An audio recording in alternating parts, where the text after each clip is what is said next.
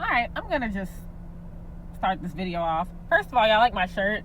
Everything is fine. Anyways, okay.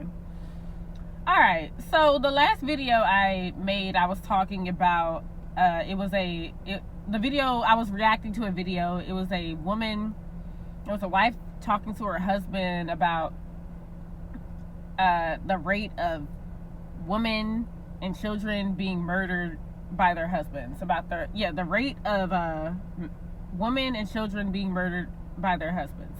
And she was kind of like, it seemed kind of funny. The husband is looking at her with concern, like, you think I would hurt you and all this stuff. And she's like, she's explaining to him, like, look, if you really don't want to do this no more, you don't gotta kill us.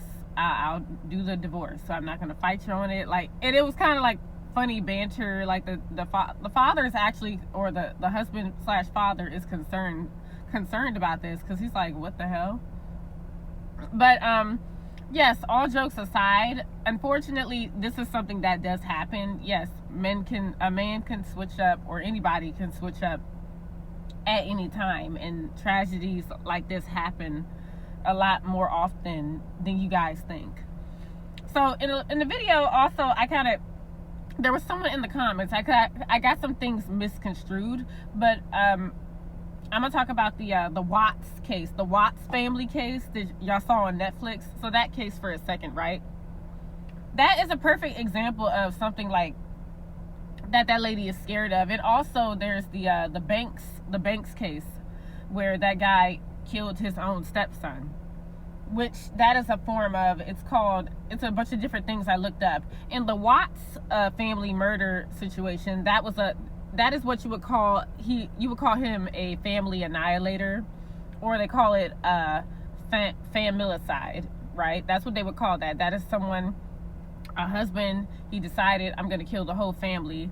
And usually they do this out of shame. They do it for selfish reasons. It can have stuff to do with infidelity, which in this case it was because of infidelity.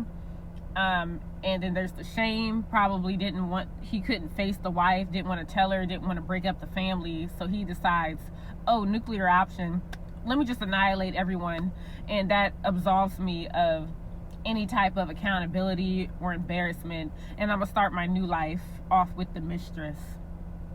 It's very cold. It's very selfish. It's a messed up way of thinking in a way. You could say that it was something I saw. It was compartmentalized. You could say that word is such a mouthful to say, but basically he was able to detach himself from the situation. And if y'all watch the interviews, you could see how cold and callous he was acting. It seemed like he wasn't really affected at all, and he was basically living a double life. He was able to separate the image, the wife and kids, that life, with his other life where he's sneaking around with a mistress. Okay, it's really messed up. Anyways, that would be considered that situation. And you could say in the other situation I was talking about with the Banks and him unfortunately killing his 15-year-old stepson, right?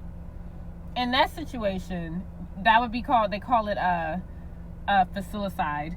Also, to piggyback on what Watts did, they say this, it's another thing called uxoricide.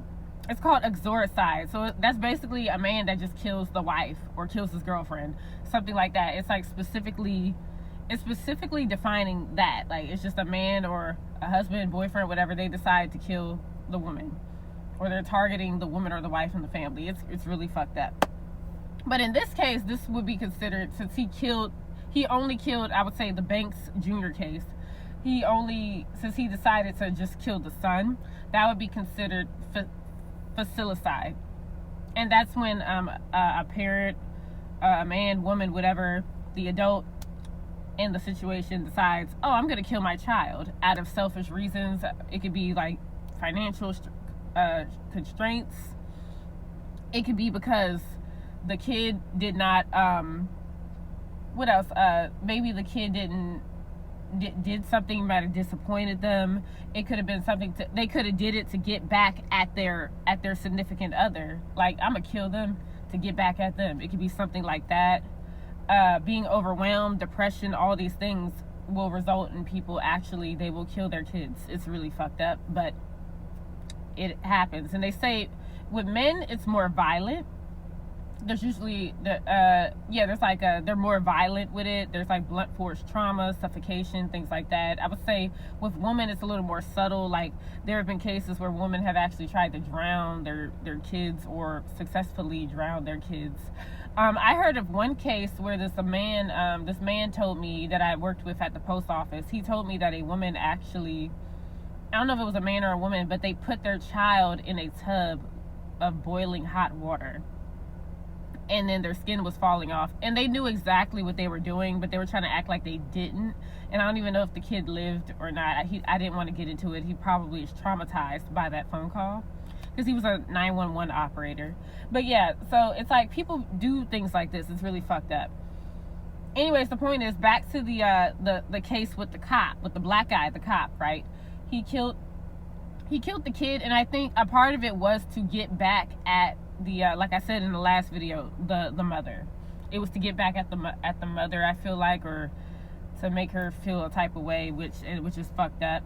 And then also, I said there was another reason. He probably killed that kid because I think there was something, he was messing around with drugs or something, and I don't know, maybe he could have been planning to kill the other children in the house, or even kill the wife, and the son peeped it and stopped the whole thing. There's that as well. So I'm just gathering everything. It was a really fucked up case, y'all, but I was just trying to define those terms. And then the last thing, so I was talking about the Alpine divorce. Obviously, in those situations with the Watts and the Banks case, right, that is not Alpine divorce. That's not an Alpine divorce. In Alpine, I kind of mixed the term together and messed it up. So with the Alpine divorce, right, that's when a man will take his girlfriend or spouse or whatever out on some strenuous hike, or going to something that's very strenuous, like going on a hike, rock climbing, something where they know, some outdoor activity where they know they cannot keep up.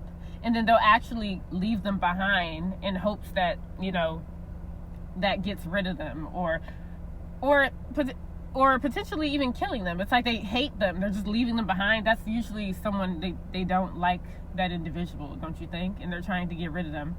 Also, this was actually based off of the term Alpine divorce has existed for years, way before we was born. It was a book called Alpine Divorce. It was made in 1893, and it was about a husband who literally wanted, because the book was based off of a time where they were stuck in a city or country where the divorce laws were strict, so they couldn't technically get a divorce. So he decides to lead his wife on a mountain journey or some hiking journey to a cliff, and his goal was to ultimately push her off the cliff and try and act like, oh, she fell, or do something like that.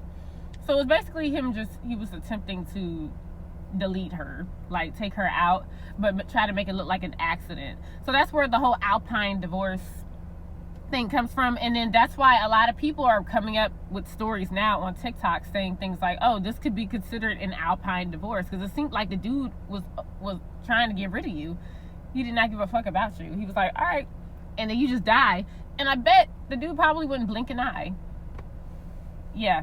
So anyways, that's basically that. So the guy, it was this dude saying that it was brain rot content and all this stuff. I'm like, no, it's not. This actually is a term that's been out before you were born, sir. So I don't even know why he's saying that. In Alpine, even if it seems new, I mean, new terms are, and new discoveries, and it's always something new. It could be in psychology, the health field, medical field. I mean, we could go into so many different things. There's always new discoveries. This has always been around. Everyone is just talking about it because it is popular, but it's also helping people recognize that, oh, this might have been an Alpine divorce situation. But yeah, that's it. Y'all have a good rest of your day. Bye.